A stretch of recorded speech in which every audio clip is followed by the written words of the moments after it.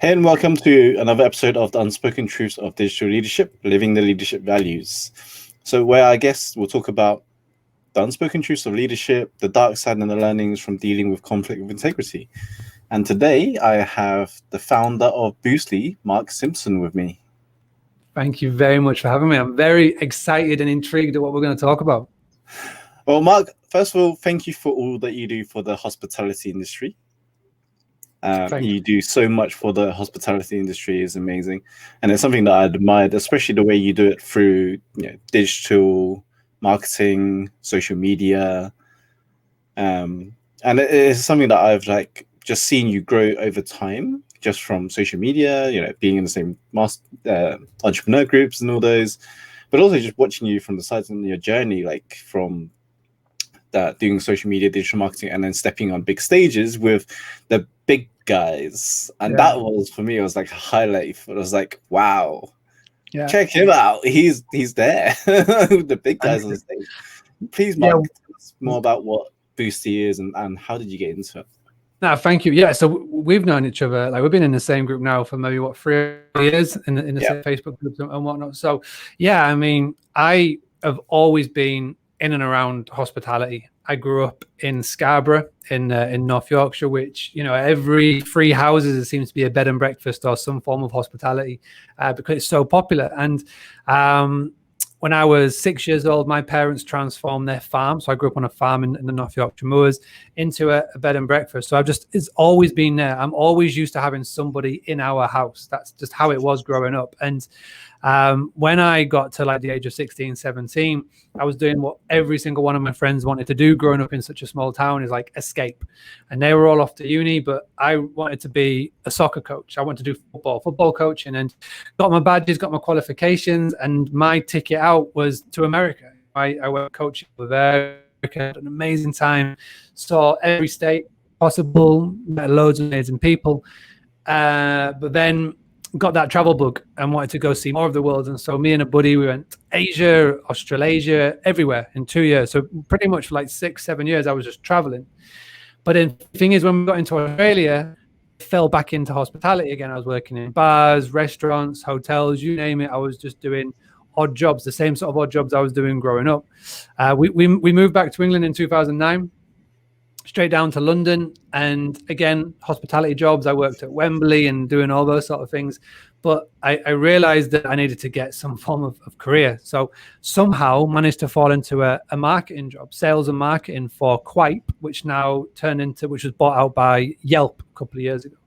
And in that job is where I learned digital marketing. Talking about digital marketing, I learned about social media, I learned about TripAdvisor, Google, SEO, everything. I learned from that job. And in 2013, me and my wife, we had our eldest, Alfie, who is now 7, 1 at the time. And my parents wanted one of my 4 siblings, either me or one of my siblings, I've got 3 siblings, to move back to the farm to help them get online. Because by this time, the business had grown and grown, but it had been solely on word of mouth. 25 years in, and they needed one of us to come in and help. So me and my wife, we just thought it'd be an amazing opportunity.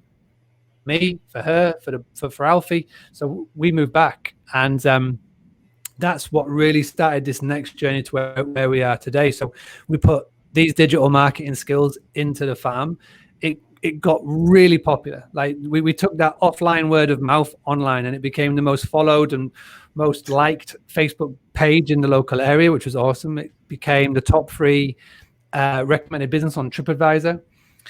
People were coming up to us and recognizing us, and we built our super fans online. We built our online brand to the point of where we didn't really need to do any marketing as such, because people were doing it for us, which was fantastic. And then in 2016, I started to help other local hosts in the Scarborough area, because they were suffering the same problems that my parents were with Facebook. What is Facebook? What is this thing called Instagram? And all of these sort of things. And it was on the back of that, I was really frustrated with the local advice that was being given by the tourism office. And so I started up an online one called the Hospitality Community.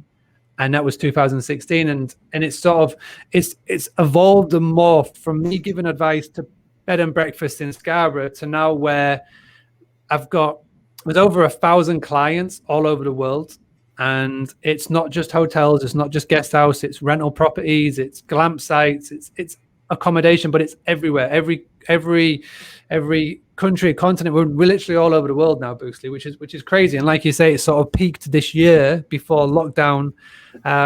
We spoke on a stage with Google, Booking.com, the big brands of our industry, and I was just sharing tactics and advice on how to get direct bookings, which was insane. And it was crazy. So thank you very much for noticing and following the journey. And I've tried to every single day document it, which is something that I've learned from the same people that we learns a lot from, is try and document it every day with little videos and posts on stories on all of the things. And yeah, it'll make a cool little big video to watch back on in the years when I start to slow down.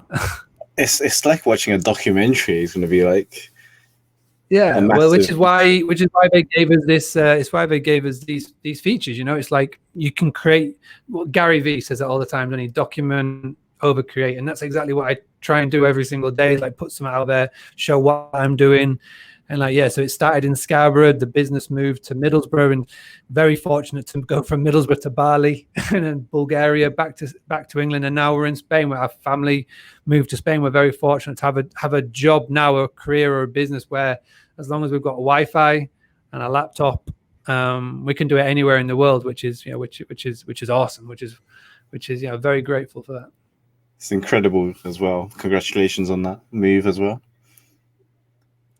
So thank you. Before you got into your, I would say, digital marketing and stuff, was there any did you know this was the route that you wanted to take, or was it just something you fell into afterwards, after being called up by your family? Yeah, it's a funny one because I've read Tools of Titans. I don't know if you've read it, and you sort of see all these journeys of all these business owners, or like you listen to How I Built This by Guy Raz or Masters of Scale by Reid Hoffman, and like these business owners that have created like these really cool companies, and they sort of ask about getting started. And I've been thinking about this, trying to build, because I'm coming up to 4 years now, it's just past 4 years of having Boostly.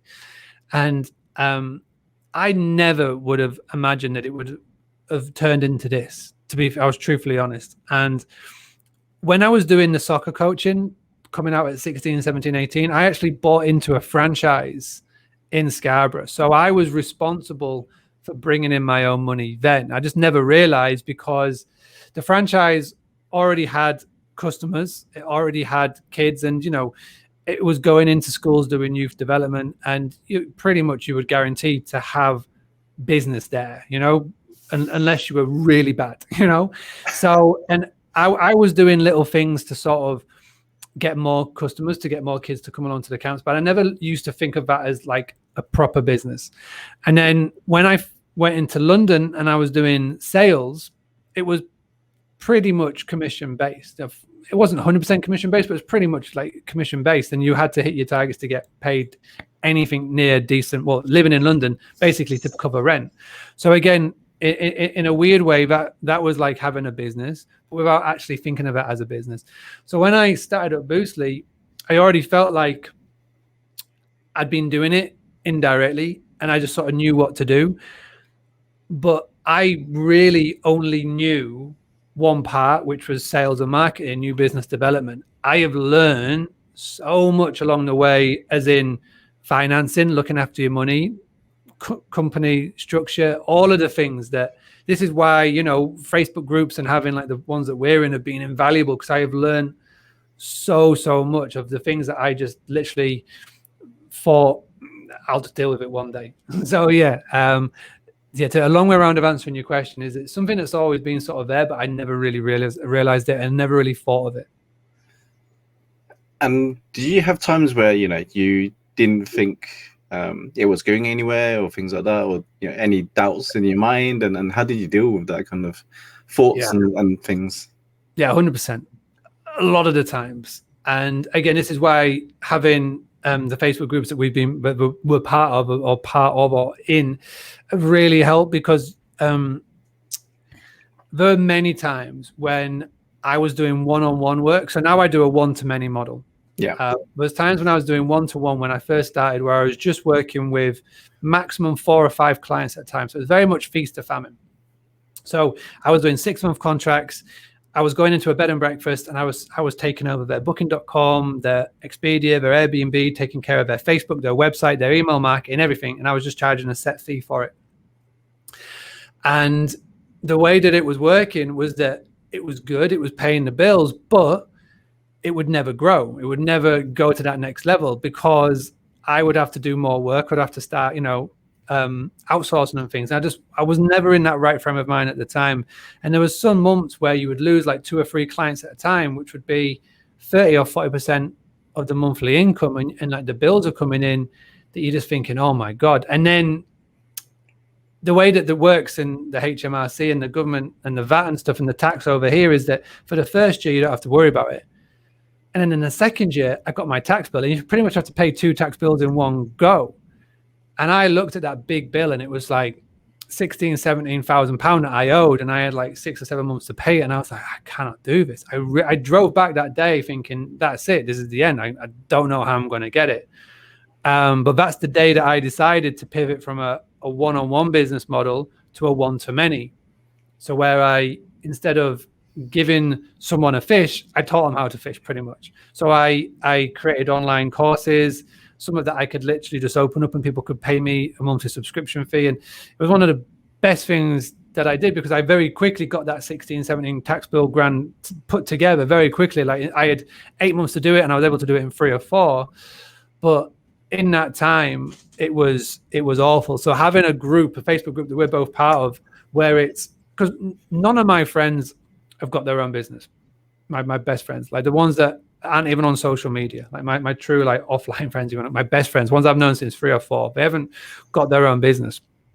They have very much got a job 9 to 5, and so I had no one really to talk to. I couldn't like pick up the phone and just chat about it. So to have the groups that we're part of to go in and ask these questions and to have this accountability and just to sort of go, right, I've got this question about an online course, who can help me? And 10 people to put their hand up and go, right, you need to go on this website, you need to do this, you need to use this. And it was invaluable. So yeah, there was some very worrying times because again, like I had at this point 2 kids, bills and wife and all of the things. And it's easy to sort of look back on it now, but at the time I would literally wake up some mornings and go, oh, what are we going to, how are we going to do this? But it's just hard work, dedication, and just showing up daily, and you get through it. What kind of thought process did you go through in terms of getting through that stage? It's I've had times where I had to go through and be like, how am I going to pay this month's bills and all that stuff and things like that? It's just like, and then something happens, right? We go out and create stuff and make things happen, but there's always that uncertainty when you'd be like, how am I going to get through this? Yeah, I think the philosophy was just get it done. You know what I mean? Just get it done. Show up and do the work, and however means possible, just get up and do the work. You know what you need to do, go and do it, and focus on the right thing. So many times, and so many opportunities come your way, so many possibilities and things come your way, but you focus on what you need to do. And I was very fortunate that I met people like Jessica Lorimer at the time, where I could just focus on bringing in new business, doing what I do best. And at the same time, when I did have money come in, I invested it back into the business. So one of the things that I did pretty much instantly was, as soon as we started to get that bit of money in, was to outsource. And we're chatting about it a bit before we went live, like outsourcing. So instead of me doing all of the things, that instead of being reactive and reactionary, I was able to give that reactive stuff to somebody, a virtual team member, somebody on the other side of the world. And that means I could just focus on the proactive things, the things that was driving the business forward, getting it in front of more people and whatnot. And just meant that I could really focus, which was like a massive key part of getting through it. Definitely. And you talked about showing up before you had kids. Was there times where you just didn't really want to show up or things like that? Or did the kids obviously make it more of a drive, obviously, I'm sure? Yeah, well, it's funny because before kids, I used to play video games all the time, like FIFA, Call of Duty. I remember in London when we lived there before kids, and I would, it would pretty much treat it like a 9 to 5 job, and then you'd come back, and living in London was awesome because there's always something to do, or you could do nothing. And I would spend hours playing video games, and or watching Netflix, or not even Netflix, just watching DVDs or whatever with my missus. And it was 2017, my New Year's Eve resolution 2017 is that I would stop watching TV, I would stop playing video games, because I knew that to do it, to get it done, I had to give up something, I had to sacrifice something, you know what I mean? And I wasn't going to sacrifice my time with my wife or like the two boys. I was going to sacrifice something that wasn't productive, and that was binge watching TV or playing video games for hours. And it was really hard because at that time, massively addicted to House of Cards, Billions, New Girls, you name it. Any US TV show, me and the wife would watch it for hours on end. So to give up that was hard, but it's after about a month, you get over it, and then it doesn't even become an issue. I still don't watch TV series now. I'll watch like a movie or a comedy, but if it is, it's like it's on a weekend. But at the time, it was the thing that I needed to be done in it, and it was done. So nowadays you can put in time for yourselves, right? Yeah. I mean, I still work really, really hard. I have adopted a Dan Meredith's method of just getting blocks of time and just really focusing on that time, and I still do that. I'm very lucky that I've been able to figure it out as I go along. So when I first started, I thought I needed to get up really early and do like the 5 till 9 a.m. thing, which I did do. And I used to get up before the kids got up. I used to just power it all into 4 hours. But the problem was, by doing it that time and back then, is that nobody else was awake. So if I wanted to jump onto a phone call, like a new business phone call or something like that, then no one's going to be awake at 5 o'clock in the morning. I was getting work done, but what I found, I was doing lots of like reactionary sort of work. But what I've learned through time is to work when my audience is going to be able to see me or be able to talk to me. So because I would deal with hospitality businesses, if I was going to be doing like 9 till 1 or 9 till 5, for example, it doesn't work because most of the time people in the morning are busy changeovers or whatever. So I've come to realize now that I can work 6 p.m. to 10 p.m. at night. It's the perfect time. So I'm able to get a full day's worth of working into 4 hours. So I still do those 4 hours, but in those 4 hours, it is head down, no distractions. So no notifications on this computer. My phone is off in my bag. I've got a burner phone, like a Spanish burner phone. It's literally an old Motorola that's got nothing on it. But if it's important, only my wife has that number. So if it's really important, she can call that. So there's no notifications, there's no distraction. And when I get my head down, I work like really, really hard in those things. But that means that because I do 6 till 10 in the daytime, I can spend it with my wife. I can spend it with my 2-year-olds because the other boys are at Spanish school. I wake up in the morning about 6, 7 o'clock because a lot of my team, so I've grown a team now, which is crazy. I started from 1 virtual team member. We've now got 10 people that work with Boostly. They're all on the other side of the world. So I wake up at 7, quick check on the WhatsApp in our group to see anything I need to deal with. If not, I leave them to it. I come in, I spend a day with like my wife and 2-year-old, come in at 6 or 10, work really hard. And weekends, phone off, laptop off, don't even look at it. We've grown to a point now, literally this week, yesterday on Wednesday. So yesterday was the first day I've now got won't work Wednesday. So basically I won't work from the office on a Wednesday. And what that means is that I'll still check in at the end of the day, but it's after they got the boys to bed. So again, like from 8:30 to 10 o'clock, I'll log on, I'll open the laptop up, I'll make sure that emails and Facebook and everything has been answered. But it's a bit of a chill day because I was getting to a point and I could start to feel it. I was really starting to get because I was working really hard, cramming so much into these like 4 hours. I was starting to feel the effect and doing like challenges and launches and whatnot. I was starting to feel burnt out. So I'm putting in this extra day to have a little chill out in the week that one little extra day where it's a bit very chilled out, but also as well, it just means that it helps with my wife as well. So then she's not got the 3 boys all putting them to bed like 5 nights a week. So yeah, we're sort of breaking up a little bit. So yeah, it's that's pretty much how my week works and looks at the moment. That's awesome. That's really good. I'm glad you've finally got that balance as well. Yeah, it's learning as you go, but it's also as well, like if you've got a partner in your life, it's about working together and being like communicative and like talking and just sort of figuring out not only what works for you and the business and your clients, but also what works with them as well. Because at the end of the day, if all things don't match, then there's going to be a break, you know. And it's hard, you know. It's been a long way getting to this point, not just with the business, but like with the like being married and having a partner and trying to figure all this out as well, because it's so easy to take the things that you say and take the things that you're doing from work and then have it overlay into your personal life. And it's hard. It's like really hard. And there's been some like tough moments, but again, we've just been able to work on it, work through it. And yeah, it's better because of it. That's awesome. I can relate because, you know, me and my partner's been together for like 10 years now.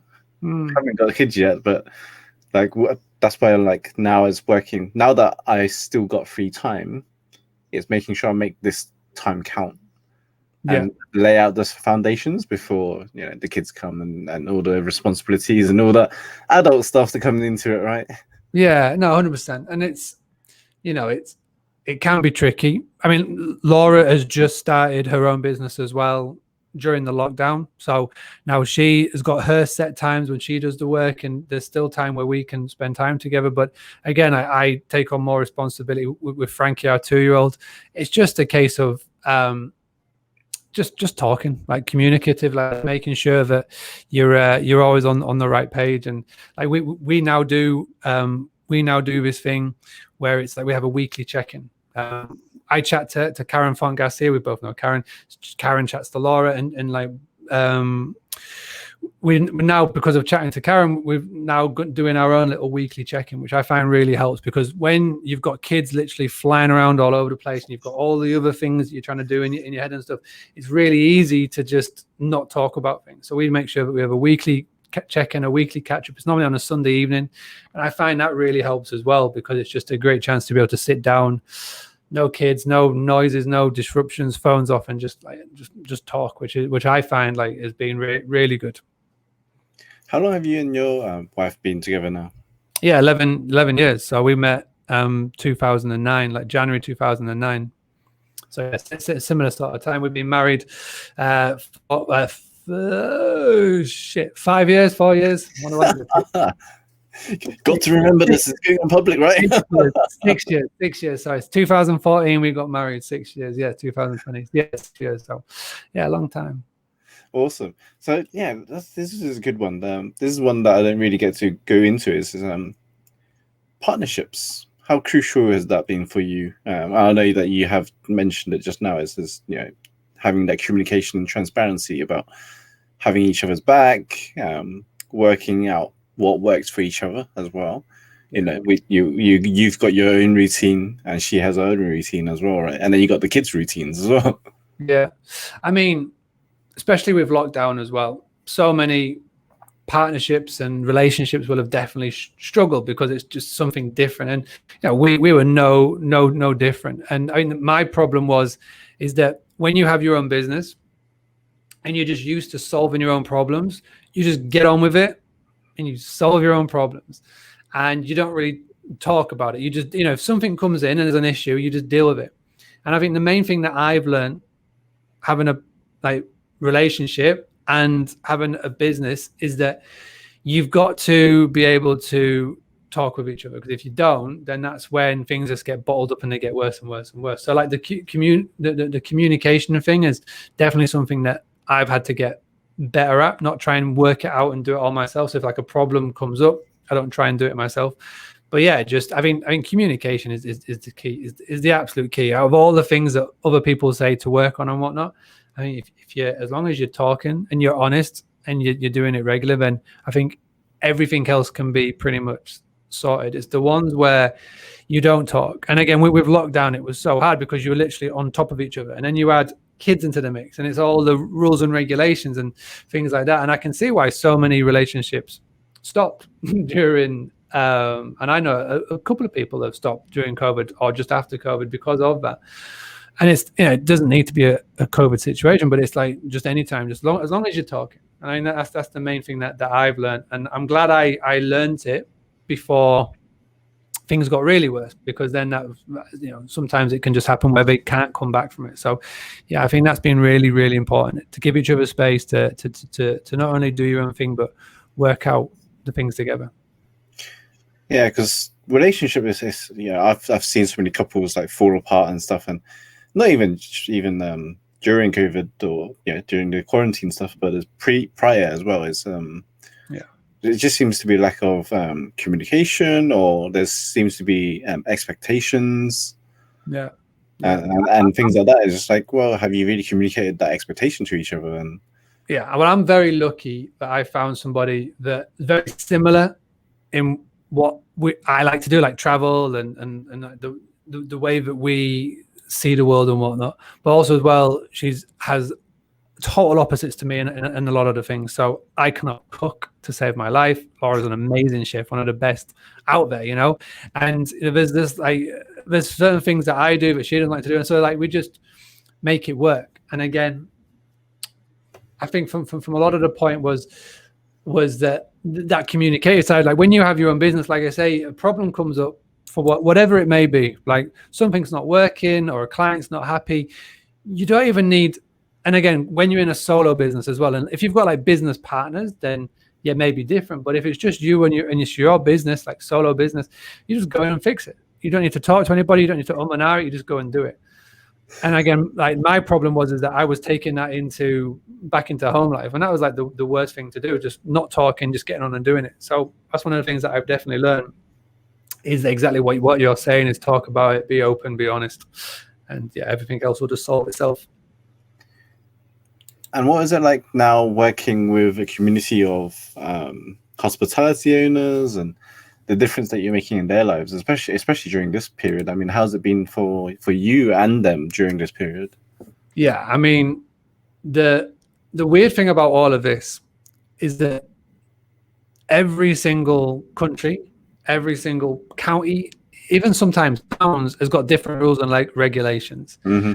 Some people can be open, some people can't be open. And the tricky thing about where Boostly has grown to is now that it's worldwide. We have got people in my world. So the hospitality community is our free Facebook group, and it's got 5,300 members. And 5,300 members, and they're literally people from all over the world, like everywhere. We've got people from Barbados in there. We've got people right down in South Africa. We've got Bali, Philippines, Australia, New Zealand, Philippines, you name it. There are people in there from that country, part of the world. So when posts are coming in and people are worrying, this year has been very, very hard. I'm very fortunate that I've got 4 or 5 moderators that help me run that group. And then with my private training group, again, it's people from all over the world. I do website design, I do training. So again, it's been really hard to be able to, the advice that I give, to be as generic as possible so it can help as many people as possible. But again, it's to give them advice. And I think the main thing that I've learned this year is just to keep saying the same thing. Just be proactive. So don't go quiet, don't go silent. Make sure you keep posting, keep talking, even if you can't take visitors right now. Like the best, I mean, people always say pivot into profit. And some of the best things that I've seen my members do this year, one example would be a bed and breakfast in the northwest of the UK. Obviously couldn't take on bookings, but she had a full working kitchen. And then so what she did was she started to do delivery afternoon teas, which was fantastic, because people were still having birthday parties or anniversary celebrations, but couldn't go anywhere.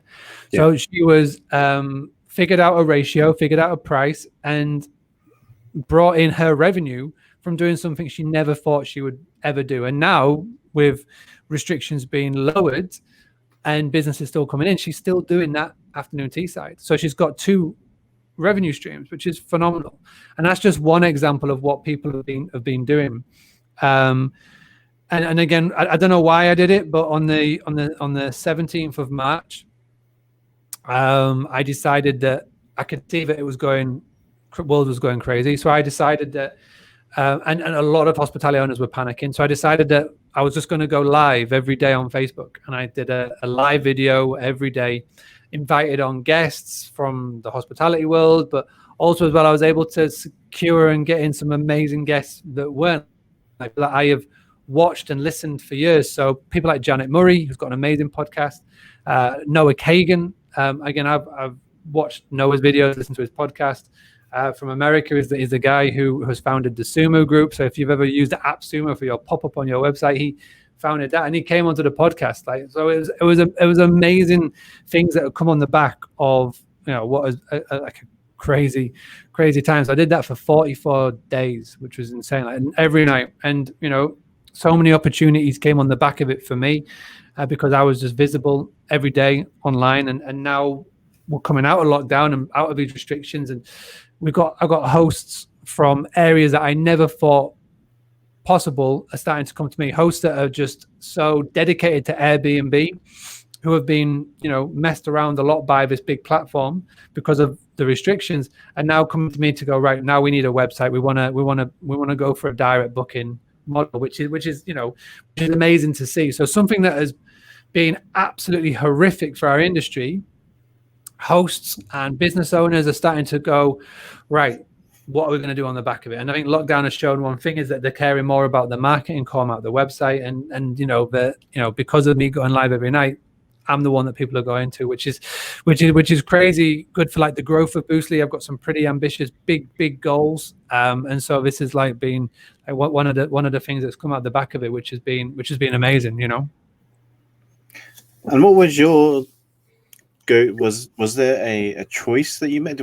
The choice? How did you get to that choice of going, I'm going to show up live every day, every night to my group? You know what?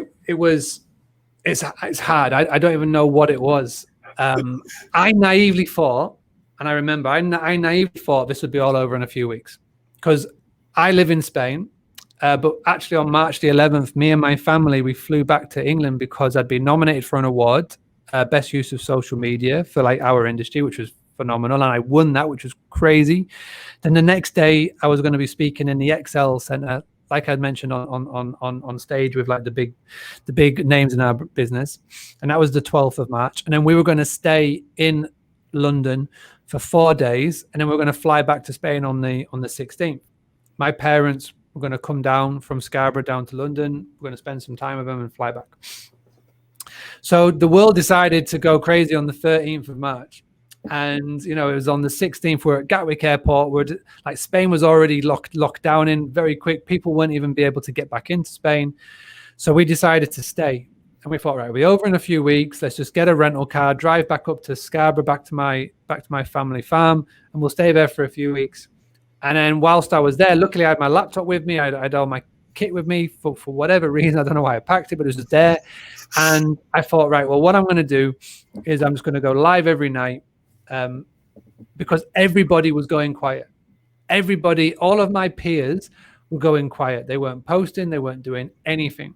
And I just thought, right, well, there's an opportunity here. There's an opportunity for me to give help, to go live every night, to give like reassurance as well, because it was pretty mental though. Those few weeks, like, we will look back at it one day and it will be like, those weeks were literally crazy, because the most worrying thing for me was not only did we not know what was going on, the leaders of this world didn't know what was going on. So I just thought, right, well, let's just go live every night, just share a message, get people on, you know, talk about being proactive, don't go quiet, all of these things. And I just did it. I mean, that's the thing that has meant that Boostly has gone from where it is to where it is now. I just did it and didn't think of it too much, didn't procrastinate. I always remember that Mark Zuckerberg quote where it's like, something that is live that is better than perfect, you know. And again, Dan Meredith said this again, you know, imperfect action applied at speed is the key to success. And just doing it, because what's the worst that can happen? Nothing.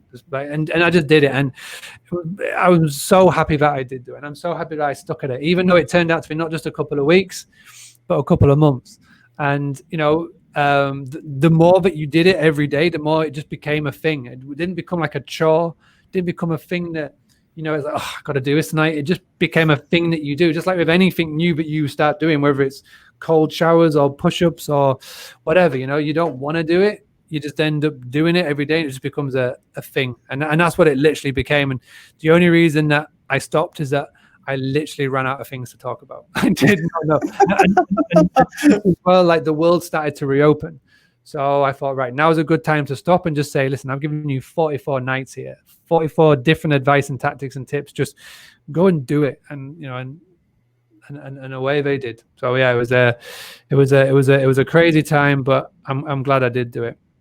Yeah, because it's consistency, isn't it, as well, and the choice that you made to step up for your industry at the time, when everyone else was going quiet, uncertain, didn't know what to do, wasn't being proactive, and you really stepped up and said, you know what, I can help you here, or I can try my best at least, right? And just talk, have be there. At least someone's got a face to go to, because everyone was quiet. Because I was working in the hospitality industry as well, right? And it was like the market's gone quiet. Offices are closing, bars are closing, hotels, restaurants, they were all closing. It was just like, okay, so everyone that we provided service to in the commercial dishwashing space was closed. So who do we serve now? Yeah. Yeah. So I think as well with hospitality is that our industry, especially our accommodation side, our industry is unlike any other, because we create experiences. Like people book to come and stay with you, and it is something that they will remember for years to come. And especially if you get an industry or you're a business where people come back to time and time again. And so what I was just saying to people was just remind them of that. Don't disrespect what you actually do for somebody's life. And right now they're sat in their house. That people might be sat in an apartment in the middle of a city with kids running around, and they can't go anywhere. And all that they want to be able to do is to have something to look forward to on the back end of this. And as soon as you're able to take bookings, I guarantee if you show up every day, and if you just remind people about how amazing you are, that when restrictions lower and they're able to book, you're going to be the first one at top of their mind. And that's the whole thing, is to stay on top of mind. You can't afford to do a PPC. You can't afford to do all these paying, because there's no revenue coming in. So you're gonna have to take the free route. And so the free route is just showing up on social media, sending emails, the things that don't cost any money. And it worked. It massively worked. We just timed everything right. We're just doing like loads of little things really, really well. And I just kept showing and reminding people every day to do it. And there's been some phenomenal success stories where people have ended up coming out the other end busier August 2020 than what they were August 2019. More revenue coming in, which is insane if you think about it. And yes, there's going to be crazy times ahead, but I would like to think that what people have learned since March means that if it were a case where they had to lock down again and they know what to do. There's a bit more playbook. And that's all I try and give the hospitality world, is the tools, the tactics, the training, and the confidence to go and get their own bookings, because our industry has become lazy. Our industry, because we've got two massive powers, Booking.com and Airbnb, you can just put your property on that website and you are pretty much guaranteed to get bookings. But when you become over-reliant on anything, they've got the ability to give you a slap, or a snap, and they will cut out your profits. And which they did do, and that's what I don't want to happen again. So that's why I turn up and I do all of this, to show them how they can actually get their own bookings. That's amazing, especially what you do and what you've been teaching and helping them with as well. Thank you. What was if you was to say routines that helped you get start your day and things like that? Has there been any, you said you did just 5 a.m.s or things like that before? Yeah. Obviously, that might have changed by now. Well, I still do 5 a.m., but it's because a 2-year-old is a savage and he doesn't sleep. But, ever since I discovered Tim Ferriss, I've I've just been obsessed with a routine, or having some form of routine, and that has changed over the years. You know, I don't know. I've got into like Wim Hof, and I started doing the breathing, but then the missus told me off because I was waking up because I was like deep breathing in the living room, and you know, so it's changed over the years. Right now, as long as I wake up, no alarm, just wake up, no 2-year-old sat on me, waking up. Like, as long as I can do that, put on a coffee in peace. I make sure that my phone is turned off so I don't have any distractions. Like, there's no phone, phone's off. On my iPad, I've got an iPad, and it literally has no social media apps or anything like that. It's got BBC News, so I can see what's happening in the world. My Feedly, so I can see like articles. And then what I have next to it, YouTube. So if I want to watch like some of my, like a Joe Rogan clip or something like that. And as long as I can have a coffee, see what's happening in the world, see like articles from like publications that I follow, and then watch like a Joe Rogan clip or a Casey Neistat video, I'm happy. That is literally, I've got vitamins to take, and you know, if I can do push-ups while the kettle's boiling, that's my routine now. It takes no more than, I don't know, 10 minutes. That is my literally my routine. And normally by that point, as long as the 2-year-old hasn't woken me up, then I can get that in. Then my day is sorted. I feel chilled. I've had coffee, done what I wanted to do. Watch that. Yeah, I'm more than happy. And so the kids get up, because I'm a morning person. My wife is not. My wife does not function well in the morning. So I get up with the kids. I get them breakfast. Laura does a meditation. 8 o'clock, she comes out. School runs at 8:30. So I'll then at 8 o'clock go in, lock the door. I'll do my little daily calm on the calm app, like 10-minute meditation, whatever it is. Get a shower, get changed, and then we're all sorted. So that is pretty much how our morning's looking. And as soon as it's ready, as soon as the school run's been done, that's when I turn my phone on. So turn my phone on, WhatsApp message just with the team. I still don't open up Facebook or anything like that. I don't have Facebook on my phone really. I've been using it a little bit more just to see like the latest algorithm changes, but I have a time limit of 10 minutes on it. So I'll go on, I'll just quickly check in with a few people, make sure 10 minutes done, and then that's it really. Instagram, again, I love Instagram, but time limit's 15 minutes on that because I make my little videos on there, little stories, but that's 15 minutes done. And I just make sure I'm not on it for the rest of the day. And then when I come in at work at 6, obviously my work is evolved around Facebook and whatnot. So again, I just make sure that it's not on my phone. You know, my phone is literally like, it's got the payment thing. So I pay a lot on my phone. It's got WhatsApp, because I chat on WhatsApp to people on there. That's really it. You know, I got the news and I got like the creative apps, but there's nothing really else that will like keep me coming back. No Twitter or anything like that on there.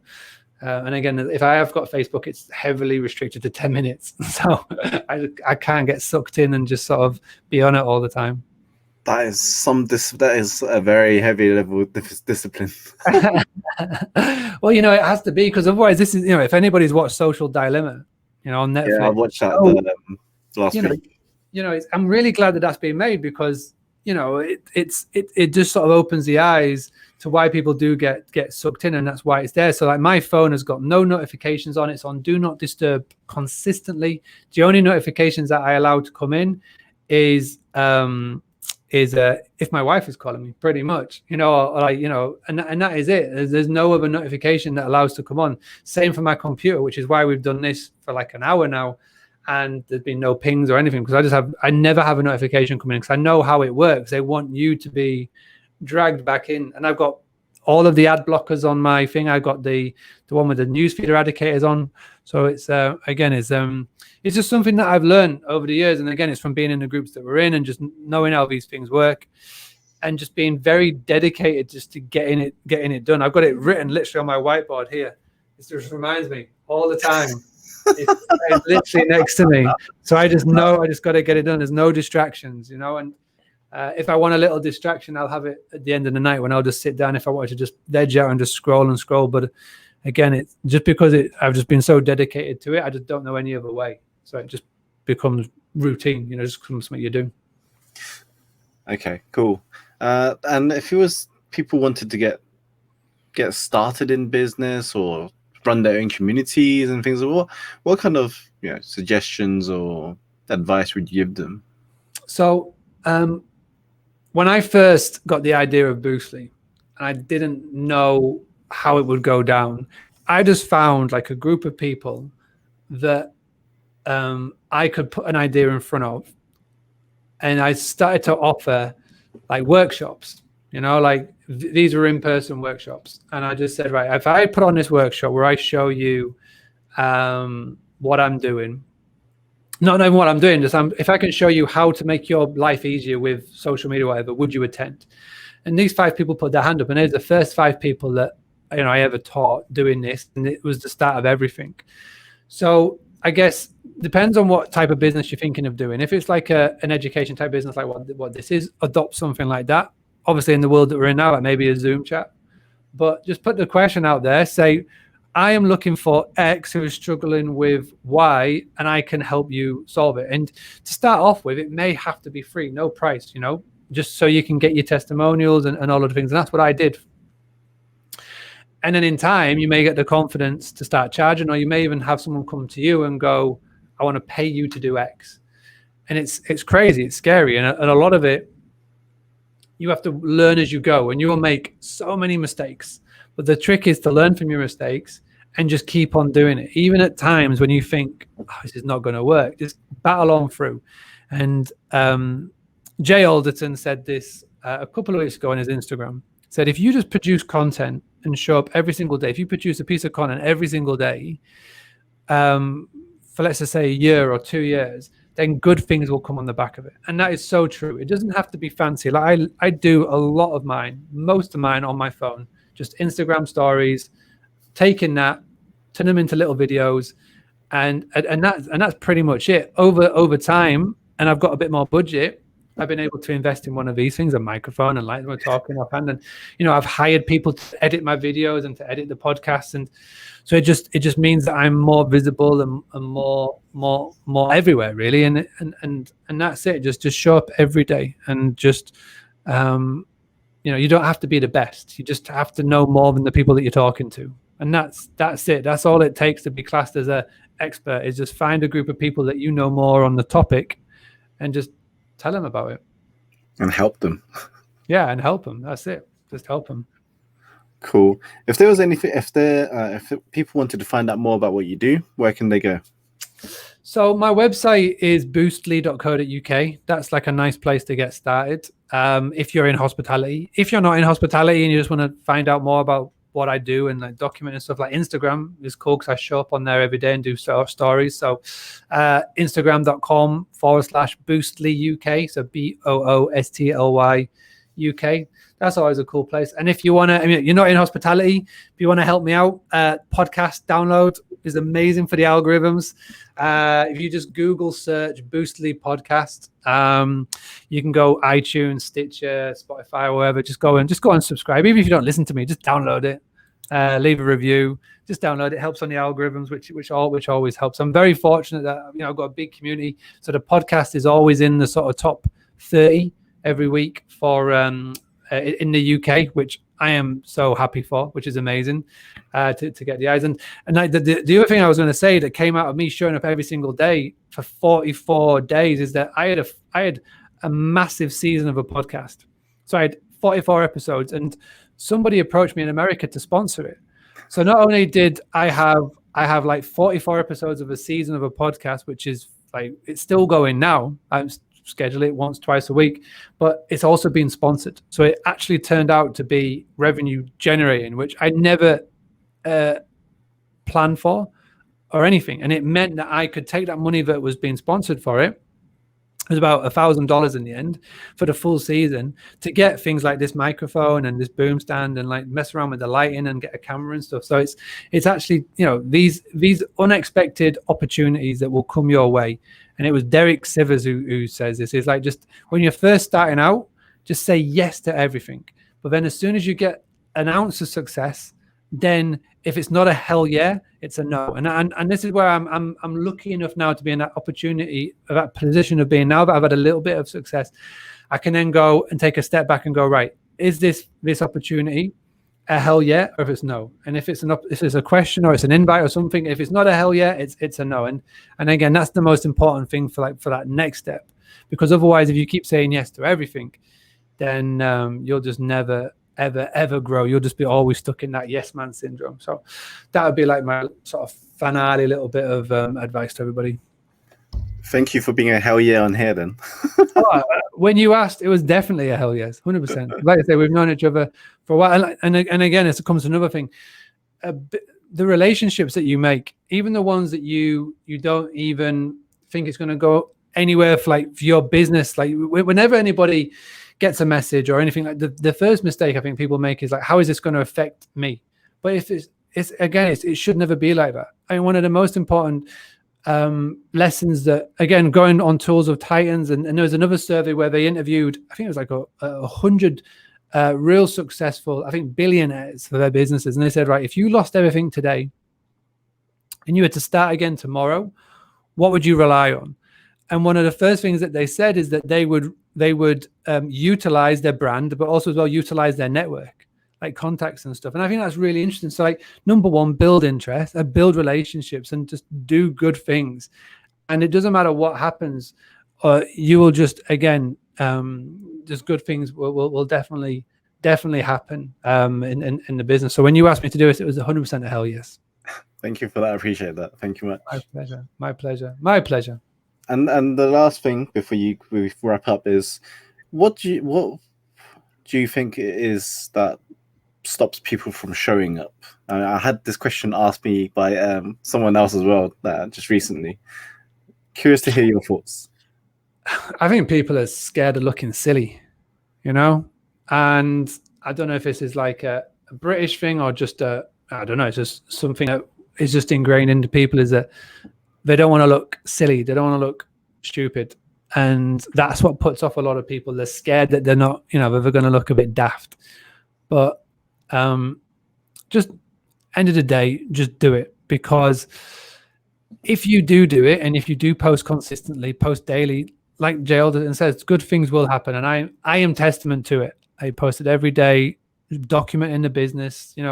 Doesn't have to be fancy graphics or anything like that. A lot of the times it was just done on an iPhone, no microphone, no setup, and it just works because you're documenting. You're letting people into your day and your life. And I've been able to, since starting Boostly, travel all over the world twice. Take the family with me, and I am so looking forward at some point going back over all of the videos and putting together like some sort of like mini movie or whatever, just to be able to watch back on it, because it'll be some amazing video for us to watch back on. It's going to be I could see it being on Netflix or something. That'd be nice. That'd be cool. Okay, thank you very much, Mark, for your time. And I really appreciate everything you shared, because there's so many golden nuggets on there that people can take away and just action straight away as well. My pleasure. My absolute pleasure. Thank you for having me. And yeah, hopefully, like you're saying, if you take on board anything, all the book recommendations or the people that we recommended, just do one thing and just do it. That's another thing that I've learned, is that it doesn't matter what book I read, or an Audible, or a YouTube video, or a podcast.